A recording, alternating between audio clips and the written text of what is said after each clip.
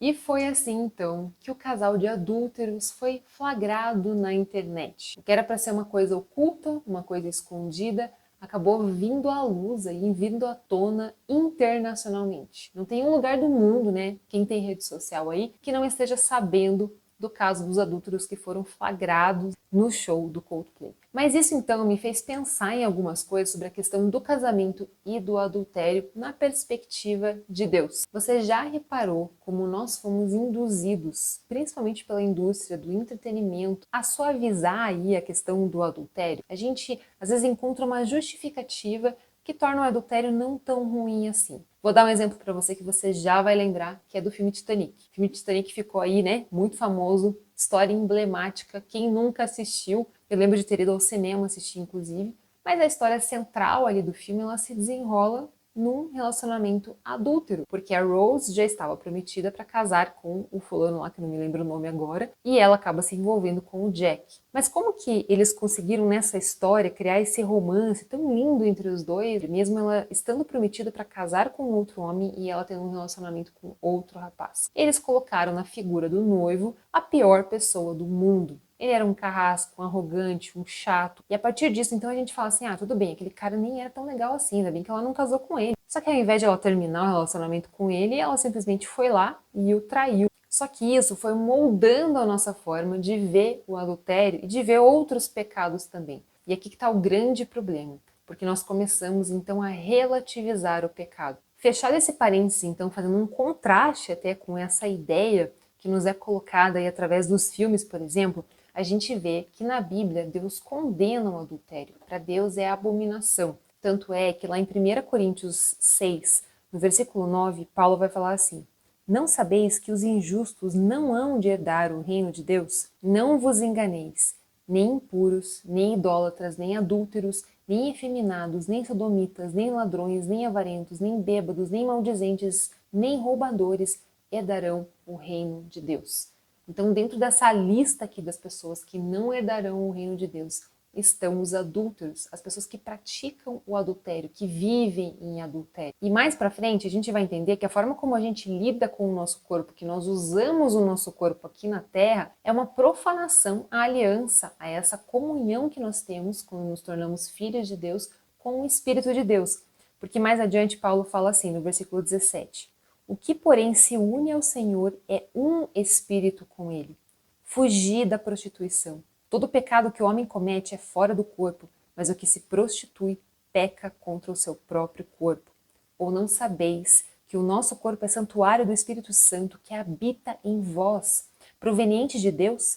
Não sois de vós mesmos, ou seja, a partir do momento que o Espírito de Deus habita dentro de nós, o nosso corpo já não é mais nosso, mas pertence a Deus, porque nós fomos comprados por bom preço. Glorificai, pois, a Deus no vosso corpo e no vosso espírito, os quais pertencem a Deus. Então aqui fica muito claro que Deus abomina o adultério. Ele abomina essa forma indevida de uma pessoa usar o seu próprio corpo. Mas a questão, então, que eu quero trazer para você é por que Deus abomina o adultério? Bom, tem dois motivos, basicamente.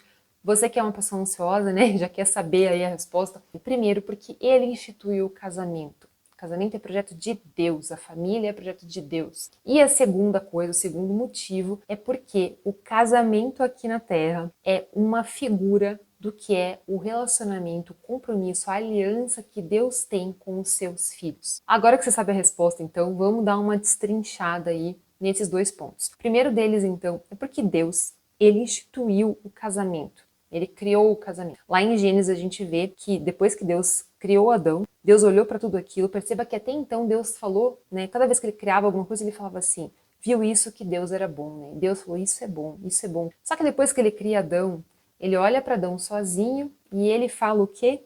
Não é bom que o homem esteja só.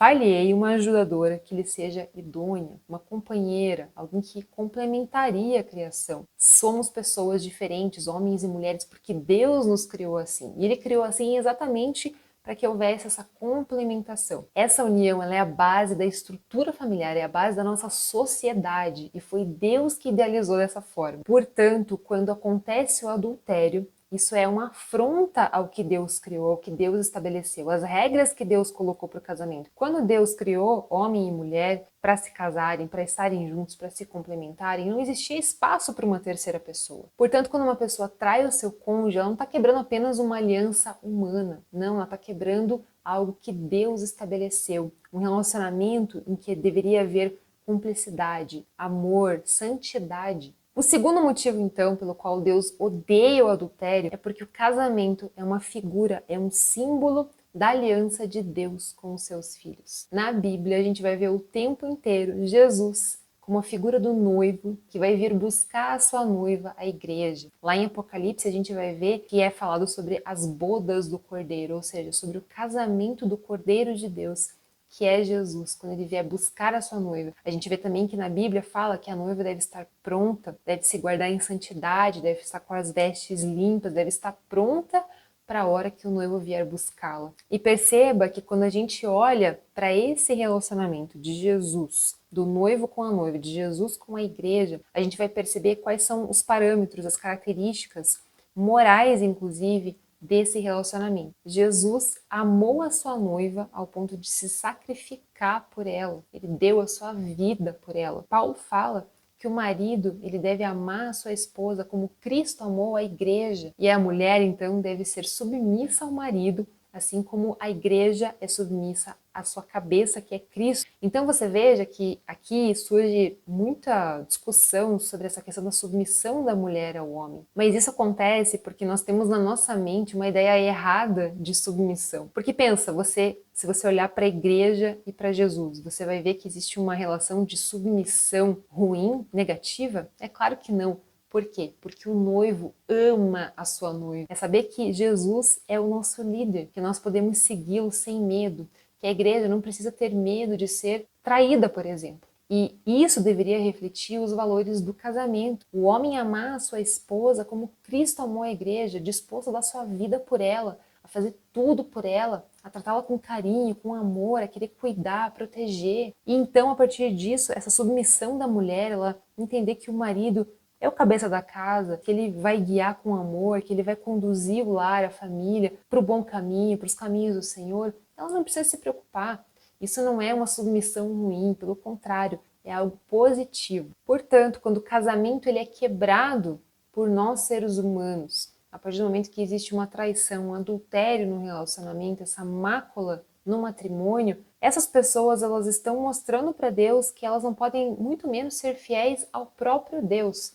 E a gente vai ver no Velho Testamento várias passagens em que Deus faz exatamente essa comparação do seu povo que se prostituiu com outros deuses, com outros ídolos. Com base nisso, então, a gente começa já a entender por que o casamento é tão importante para Deus e qual que deve ser a nossa postura de responsabilidade como cristãos dentro do nosso casamento perante a sociedade, porque nós devemos ser sal e luz aqui na Terra, a gente deve refletir o parâmetro de Deus, mas também é uma ação que deve refletir o nosso temor e o nosso amor a Deus. Perceba que temor não é medo de Deus, portanto, eu não vou ser fiel ao meu cônjuge porque eu tenho medo de Deus ou porque eu tenho medo de ser descoberto, como foi o caso do casal ali, dos adúlteros. Não, mas é porque você ama o teu cônjuge, é porque você ama a Deus e você entende que se você não for fiel ao seu cônjuge, você está sendo infiel a Deus, então isso é algo muito, muito mais profundo do que pode parecer. Perceba também que não é apenas a prática em si, o ato em si,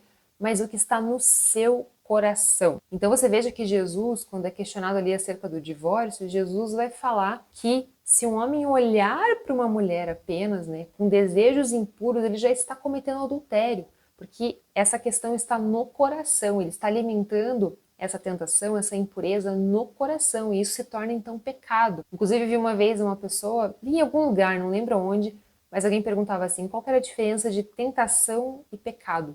E a pessoa trouxe uma figura que eu achei bem interessante, que é a seguinte, se um passarinho vem e tenta pousar na sua cabeça, isso é uma tentação. Se você deixa ele pousar na sua cabeça e construir um ninho, e ter ovos, e ter filhotes, isso já virou um pecado. Então é a mesma coisa. A partir do momento que você se depara na tua vida, no teu dia a dia, com uma tentação e você permite que isso cresça, você alimente esses pensamentos no seu coração, você já está adulterando. Então a nossa postura no nosso matrimônio, com o nosso cônjuge, é a mesma que nós devemos ter em relação a Deus, em relação à nossa espera como igreja pela vinda do noivo, que é Cristo. A Bíblia fala muito que a noiva deve estar pronta, com as vestes limpas, com azeite na candeia, que representa o Espírito Santo de Deus, para que você possa viver uma vida de santidade, para você buscar viver uma vida de acordo com os padrões de Deus, com aquilo que Ele espera de nós. A fidelidade, então, é tão importante para Deus porque ela representa esse desejo do coração, ela é uma exteriorização do nosso desejo de estar eternamente com o nosso Salvador. É isso que faz nós buscarmos a fidelidade no nosso coração para com Deus e também para com os nossos cônjuges. Ao contrário do adúltero.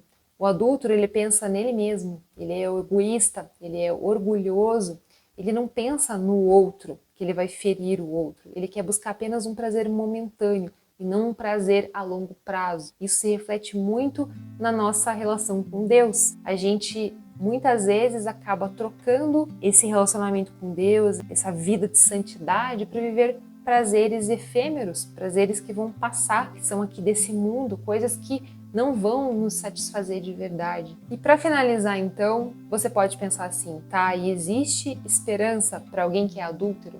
E eu vou ampliar mais aqui. Pode ser um adultério dentro do casamento ou pode ser um adultério contra o próprio Deus, no seu relacionamento com Deus. Você talvez esteja deixando de lado a tua vida de santidade, a tua busca pelo relacionamento com Deus, né? De leitura da palavra de Deus, de conhecê-lo, de amá-lo acima de todas as coisas, permitindo que outras coisas nesse mundo tomem o lugar de Deus. Isso é uma idolatria, isso é uma forma de adultério contra Deus, ou a forma como você de repente usa o seu corpo, se você não está glorificando Deus com o seu corpo, mas está usando aí para de repente criar, né, pensamentos em outras pessoas, desejos que não são devidos. Isso também é uma forma de adultério. Nós temos que ter muita atenção com essa questão do uso do nosso corpo e o que vai na nossa mente. Mas eu quero te dizer que a boa nova é que existe sim graça suficiente para perdoar aquele que se arrepende de verdade. A Bíblia nos fala que aonde abundou o pecado, superabundou a graça. Ou seja, Deus pode sim te perdoar, Ele quer te perdoar, mas você precisa se arrepender. Tem 2 exemplos na Bíblia que são muito fáceis de lembrar e que estão relacionados com isso. O primeiro deles é o de Davi, que a gente muito bem sabe, né, que a palavra de Deus coloca Davi como o homem segundo o coração de Deus, mas mesmo assim ele teve uma mancha na sua história, que foi quando ele praticou o adultério. E não apenas isso, para tentar consertar esse grande pecado que ele cometeu, ele ainda vai lá e pratica um homicídio, né, um assassinato do marido dela. Então, mesmo assim, Davi, a gente sabe que ele se arrependeu verdadeiramente, arcou com as consequências do pecado dele.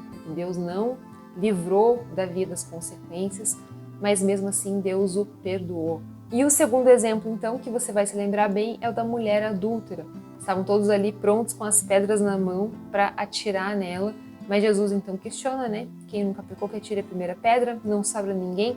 Mas o que Jesus faz? Ele fala, vai e não peques mais. Se arrepender é deixar de praticar, é você deixar essa velha vida para trás e desejar fazer algo novo, permitir que Deus transforme o seu coração, transforme a sua vida, mude o seu caminho, mude a sua rota, para que você não pratique mais esse pecado. Era isso então que eu queria deixar para você. Obrigada por você que ficou até aqui nesse vídeo.